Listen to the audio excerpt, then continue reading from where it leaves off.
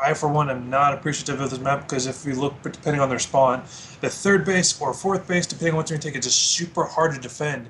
Just because it chokes, it's a super choke point. So it really depends how these guys handle it. So I'm super curious to see. Because I'm not as good as these guys are. These guys are grandmaster players. So I'm excited to get into this game. So let's introduce our first player, spawning in the bottom left of the screen. It is going to be our blue Zerg player, Namshar. And his opponent, the top right-hand cornage, I can't say anything, top right-hand corner from MCon Esports, it is Marsman. And the crowd goes wild. I always say, no matter who I'm casting for, you need the sound effects in the background of, like, the thunder sticks, just so we can all be super excited. I agree. It would be amazing. Yeah, so insider trading tips that we used to do at the ESL studios, anytime we would do a non-live studio broadcast, we would still get all the employees to bang thundersticks together to record it. So when we introduce players, we still have the sound.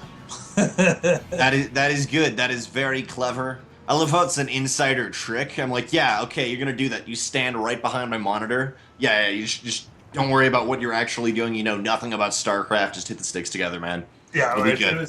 It was awesome. Like they'd be like, because no one at the studio, everyone has their own personal games they enjoy, and so not too many people were like way into StarCraft. At the time, Hearthstone was pretty big, and stuff like that. So when it came down for StarCraft, man, they're like, who likes StarCraft? Draven, get Draven in here. And they go, what's up? He's like, hey, bring these sticks together. Paul's playing. Like, oh, Paul, yeah, go Paul.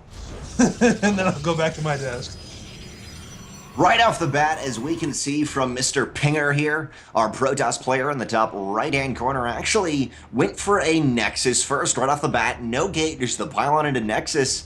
Interestingly enough, he does not know about the cross-spawn positions, which will benefit him here, but still he does not know about those cross-spawn positions. So it's a little bit nerve-wracking, like, okay, you're not in the bottom right. Hopefully you're in the bottom left, and that will buy me enough time, but his opponent, the Zerg player, did go pool first. Won't allow him to be super aggressive, but still, he's got the possibility to maybe kill a drone or probe or two in the top right.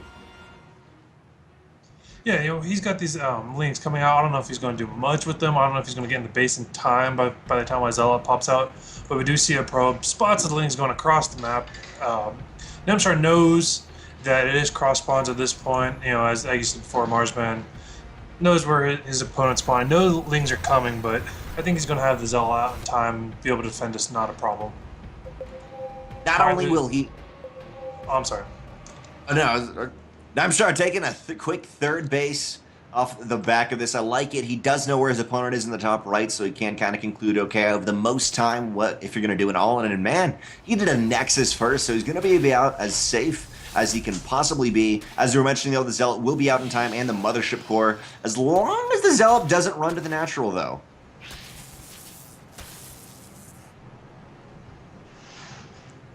Yeah, so we do see them just dancing around. There are slow lings. They're not going to be able to do much. Those 4 lings will definitely lose against the Zealot. But he's got a great scout off. Namshar's in a pretty, great position. He knows that there's no rush coming anytime soon. He knows exactly what his opponent's doing. He sees one gateway and a mothership core. He's like, okay, he's not going to do anything for the next 3 minutes, 4 minutes at least. He's secure on his third. He's going to get that third base up. Namshar is definitely in the dominant lead at the present moment. We don't know exactly what build he's going to go yet, but he's got to be sitting pretty comfortably, especially against Protoss, because those early gates can always cause a lot of problems, and so he seems to be in a great spot.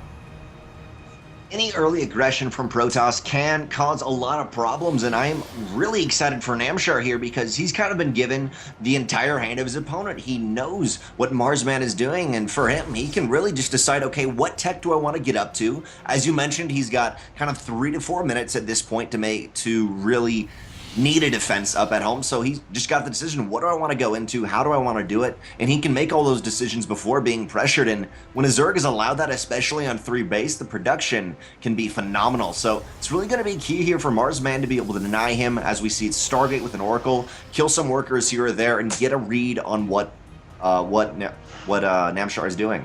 Yep, as we can see also for our Protoss player. He is patrolling that stalker near that star gate, so that way an overseer overlord doesn't get into that base. So he just wants to. We do see the scout coming in, and that stalker is going to stop it. So I don't think Namshar is going to see the Stargate. You know, again, the Oracle is going to be across the map. He should have enough static defense to stop any kind of harassment. But you know, this overlord is almost might get the information he needs, but I think that stalker is going to stop it. You know, and this also gives Namshar might double guess.